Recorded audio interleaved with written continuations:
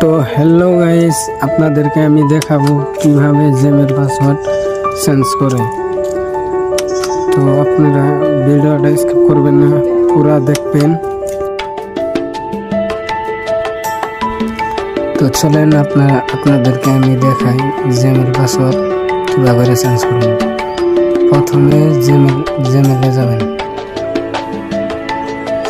ওই উপরে একটা 3 ডটের মধ্যে মারবেন, তারপরে এই যে অ্যাকাউন্ট সেন্টার মারবেন। অল্প লোডিং করতেছে,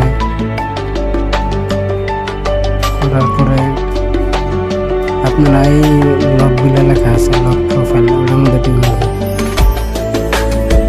মারার পরে এই যে পাসওয়ার্ড বিলে লেখা আছে, পাসওয়ার্ড মারবেন।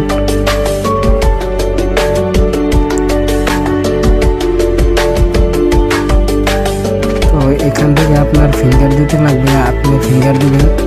ফিঙ্গার দেওয়ার পরে অটোমেটিক আপনার এই যে পাসওয়ার্ড আয় করবো।